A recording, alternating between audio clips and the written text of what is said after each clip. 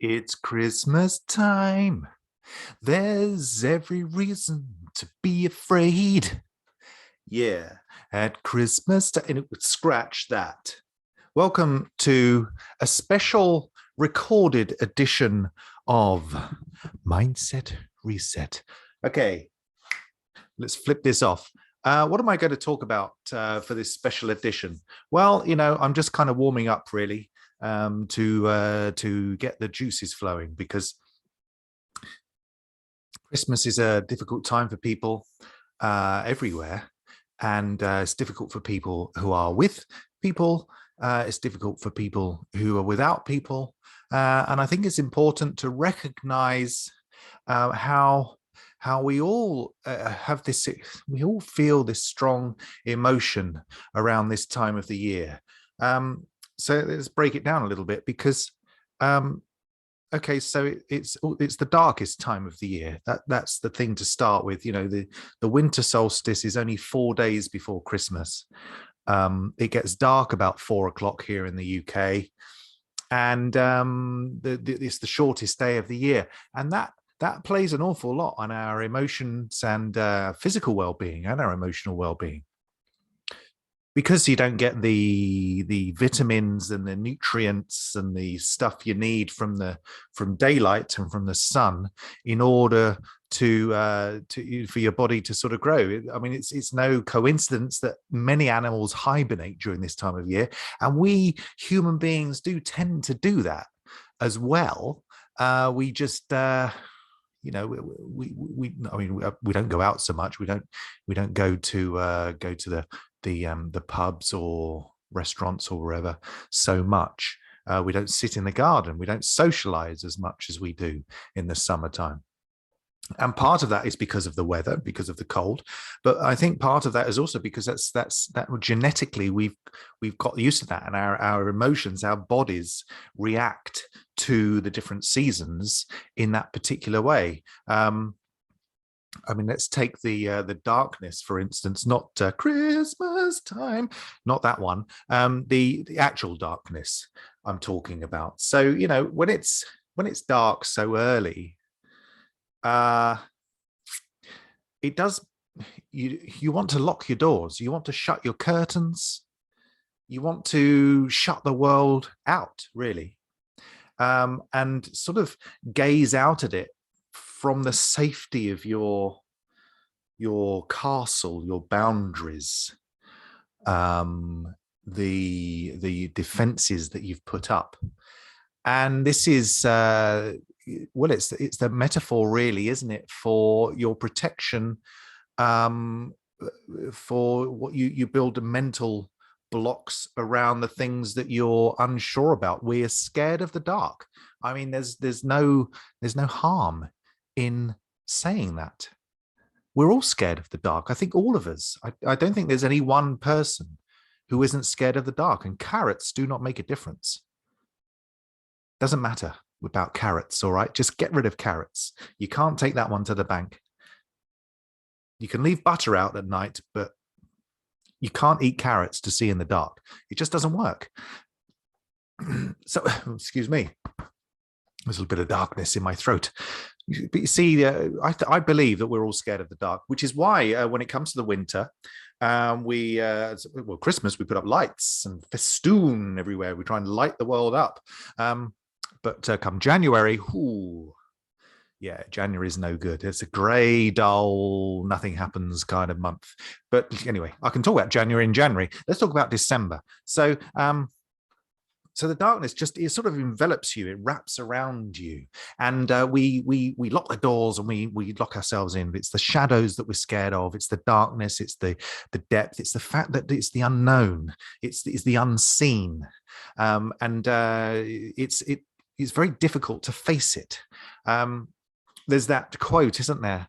Is it the black hole, or you stare into the abyss until it begins to stare back at you, or something like that? Anyway, that's a bit like staring into my garden in the middle of the winter. Not that it's a big garden. I mean, it's nothing like an abyss. It's a very small garden. But when there's no lights on, Yeah, and you hear lots of noises. This is the other thing. You hear lots of noises because we got woods behind us, and you're out there, and it's dark, and you can't see anything, and there's no street lights because they're all out the front, and out the back it's very dark, and you can hear the trees sort of creaking and they're sort of swaying a bit in the breeze. They're talking to you, they're taunting you in. Come in to my domain, and let me swallow your.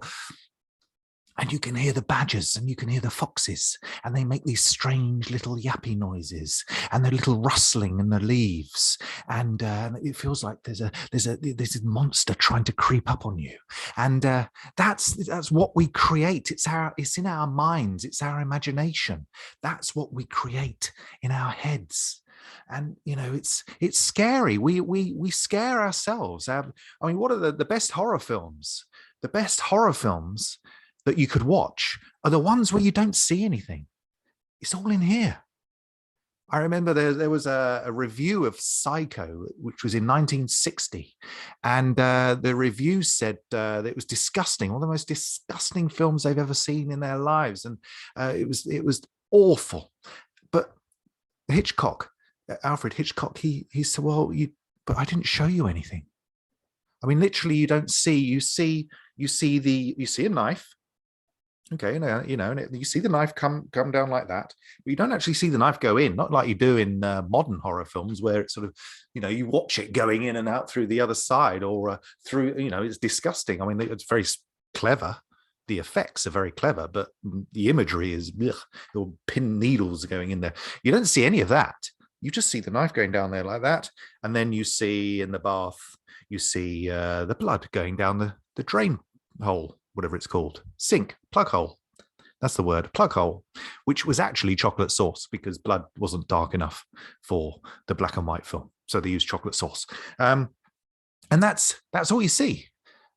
But you come out of it thinking that's the most disgusting thing you've ever seen, because you think that there's been this awful horror show, and it's all in the mind. It's all in your imagination, and that is what is so powerful. That's what is so special and magical. And when you have that experience, and you have the experience of the darkness, I'm pointing to the window that you can't see, by the way, which is just off camera there. I'm pointing there. That's where my garden is. It's in the dark now. We all see that uniquely and differently, and some of us have more fear and trepidation than others to step into that darkness. So that was point number one. I've gone off on a tangent now. What was point number two? Christmas. Right, so we've discussed the darkness, short days, dark. Christmas. Now, Christmas is a magical time. It's full of love, and it's about sharing, and it's about family, and it's about a peace to mankind and joy, and it's about giving to others and remembering those that we've lost, remembering those that are here, remembering people that we haven't seen for a long time, the experiences we've had, and sharing in our gathering that we've got, the food we've collected over the course of the harvest, and making things and giving gifts to people. It's all about love and sharing and magic. I mean, you wouldn't think that when you watch the television, because all the adverts are about buy me, buy me, buy me, buy me. But that's, they got to make a living. I mean, poor companies only announcing £1 billion profits every year. I mean, oh, my heart bleeds. Anyway, so Christmas is about that. It is about family, but it's also, I was thinking today about it. It also makes me sad in a way. Sometimes, well, all the time actually, because and it's because of the beauty of it, really. When you're around people that you love and you're all having a lovely time, I sort of think about the people that aren't here, the people that I can't share that with. I've got my dad, for instance, lives in South Africa, and I can't just pop over there on an aeroplane and see him at Christmas, because, well, we can't at the moment anyway, because of COVID restrictions. But it's an expensive thing to do as well, and I currently not able to do that. I could phone Jeff Bezos and ask for a private jet ride. Perhaps he could take me on his rocket. Actually, I'll get there quicker because it's a 12-hour flight. I'd rather go up and down, in an hour. Do that in an hour. But there's that, there's people like, there's the family that he's got over there. We can't share that. I've got my cousins, and but also the people that I've lost. I mean, I've got so many memories of Christmases past. Now I'm beginning to go down Scrooge that thing, but those memories of times when we had magical times, and you remember the fond stuff and all the people, all the uncles and aunts and grandparents and my mum who no longer here. And it's not a morbid sadness. It's an appreciative and grateful sadness, because it's built on the love that you're getting with the family that you've got with you now. That's where it comes from, and it's a connection back. It's a warm feeling, but it's also quite sad. And I don't think there's anything wrong with that. I think that this time of the year, I mean, I always remember seeing people get emotional this time of the year. And then it's sort of like, oh, they're just doing this. They're just, stop it. Have another glass of something. Maybe we shouldn't be doing that. Maybe we should be, just allow it. Just let it sit for a bit, and just breathe it in and live with it for a little while, because it's actually coming from a place of love and a place of appreciation and a place of gratefulness and thankfulness. And I think that's important. It's important to take some time to listen to the love that you're feeling within you, whether that's the love for people that you've got around you at that moment in time, or the love of everyone that you've, people that have that you've lived with or met or experienced some life with, that you no longer experience that with anymore. Because that they're what make you part of you. All of that filter in to your soul and your heart and your mind and your imagination to make you the lovely, beautiful, crazy, unique, wild person that you are from time to time, because we're all doing that with our emotions every day, every week, every month, every year. No 2 days are the same. And that's to celebrate. That is to celebrate. Now, were there 3 things about Christmas? I don't know. I've done 2, the darkness and the love. And I think, why not? That's quite appropriate for the mindset reset. And how can we reset that? You reset it by embracing it, by acknowledging it to yourself and embracing it. There's nothing wrong with the darkness, and there's nothing wrong with shutting your doors and your windows, keeping the warmth in, keeping safe, and just viewing it from inside. View it. Like, sometimes you look out your window. I mean, I don't know where you live, obviously, but I look out my window. Let's do that instead. And I live along the main road, and I watch people going past. And I watch cars and trucks and deliveries and all that sort of thing. And people repeat the same patterns. They do repeat the same patterns. I mean, I've written a book recently. Sorry, I digress here. I've written a book which is coming out on the 28th of December. It's called 1989, and I wrote it months ago when I was in full-time work, and I needed something to do. And it's about part of it is about the truth about my experience at school in 1989, and part of it is also because I come back to present day, and I refer to some people that I used to see every day. When I used to stand there, I make a cup of tea in the morning about 7:30, whenever it was, or 7 o'clock, and the same people would walk past all the time. And you start to you start to see the patterns. The postman would go past at the same time. There'd be a runner going past at the same time every morning. There'd be that person going off to work. You assume going off to work, they're carrying bags and got their coat on and all that sort of thing. And then they go the next day, and then the next day, and you don't know these people, but they become part of your routine. And then when they don't turn up, you think, oh, well, that's a bit odd. Oh, I wonder if they're ill, or maybe they've got on holiday. Oh, well, I hope they're all right. You start to build this life for them, which is completely irrelevant because you don't know who they are, don't know their names, don't know where they live. All they do is walk from that side of the window to that side of the window, and then they're gone.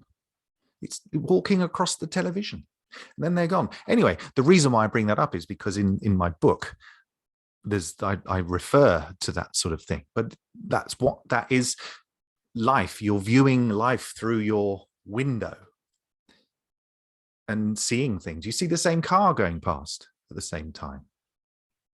I mean, it's life is beautiful, apart from when it's not. But even when it's not, it's still interesting. So there's nothing wrong with any of that. Embrace life's riches and embrace each other and be at peace. Be at peace even when you're feeling a bit crap about things, because this time of year is difficult for lots of people. And however much we want to help others, I think we help others more by acknowledging that there's things that are wrong. We can't change the world individually, but we can change the world collectively. We can change what's happening immediately in front of us, and we can change our reaction to it. And just by doing one thing, if everyone did one thing, it would make this world a lot better. We're not going to cure poverty, homelessness, or food banks or anything overnight, but we can make steps towards doing something a bit differently. Don't think about that. Think about this. And if we all did those little steps, then this is the time of year to start it. Thinking of others, embrace the darkness, acknowledge the love, and Merry Christmas. Let's press the button for the lift. Thank you.